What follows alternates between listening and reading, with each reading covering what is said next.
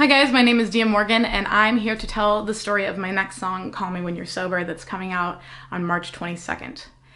Now bear with me because the song is super personal to me and it feels very weird to tell this story, which is a first for me, but I feel like I should chug through it and tell it anyways. So I had vocal surgery on November 7th, which is the scariest thing for someone like me, someone who uses their voice as their instrument, to have to undergo. And on top of that, for the first time in my life, I had let down the Great Wall of Dia's heart and invited a guy that I was seeing to go to dinner with my mom and I the night before surgery. This was the first time in 23 years that I've ever invited a guy to go to dinner with my mom and I. And she really liked him. So much so that she invited him to go to my brother's wedding with me. That gave me a lot of confidence in moving forward for my surgery the next day, because 50% of the reason that I had feared that week was because I thought my mom was going to hate him. So I woke up the next day, put on some socks that he gave me, put on a sweatshirt that he gave me, and went to go have the surgery. The surgery went super well, and if you know anything about vocal surgeries, you are not allowed to speak one word for an entire week after, and you're really not even allowed to sing for a month after and do all these things, but for the first week, you're not allowed to say one word. So I went home, everything seemed to have gone great, and I was waiting for this guy that I was seeing to text me, right? It was not my job to text him that day. And at 10 a.m., he didn't text me, but it was still early. 11 a.m., no text. Noon, 1, I started to get nervous. 2 o'clock, still no text. I'm starting to freak out, but surgery went well. Don't freak out. It won't be good for your health. You need to be healthy right now to recover, is what I told myself. 3:53 p.m. rolls around and I get an Instagram message from his brother saying, "Hey Dia, I hope the surgery went well.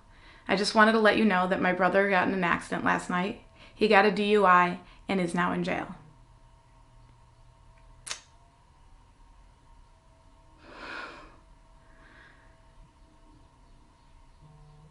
Part of me was speechless, thankfully, because I wasn't allowed to talk. And part of me really just wanted to scream, but I couldn't. I didn't know what to do. I had no way of communicating with him, and I kind of just had to sit there and wait. From jail, he went to rehab, where he had FaceTimed me, and it became very apparent that he didn't want to get help and he didn't want to better himself, which made it very clear to me that I had to break up with him, even though I didn't want to, and I really, really liked him. So I did, which felt like the hardest decision to make. Almost a month after surgery, I had a nightmare thinking about the fact that I hurt him, and I couldn't be there for him.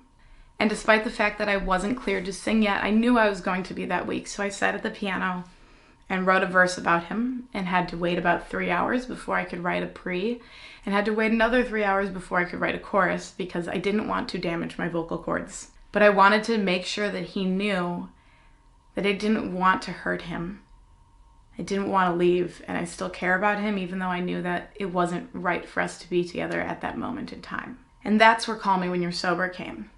A few weeks later, I heard a song called Reach Out by Griffith Frank, who is a good friend of mine and wrote Think of Me with me. And it's about his friend overdosing on heroin and passing away. And I freaked out and sent him a paragraph of a text saying, "I hope you're doing well, and I hope you learn from your mistakes," and all of these other things. And then when I had to go into the studio to record this, I ended up looking at that text and using it as inspiration for the bridge. So that is my story behind the song Call Me When You're Sober. The song comes out on March 22nd, and if you are somebody who has struggled with addictions and feels like you are not loved, I would love for you to hear this to know that you are. If you are dating somebody who you want to change in a certain way but can't, and you feel like it's not the right place for you to be with them, I want you to hear this song. And for anybody who just wants to feel the emotional roller coaster that I went on, I want you to hear this song. So check it out when it comes out on March 22nd. Thank you so much for hearing my story. I'll talk to you guys all soon, and I promise brighter, more exciting songs are coming.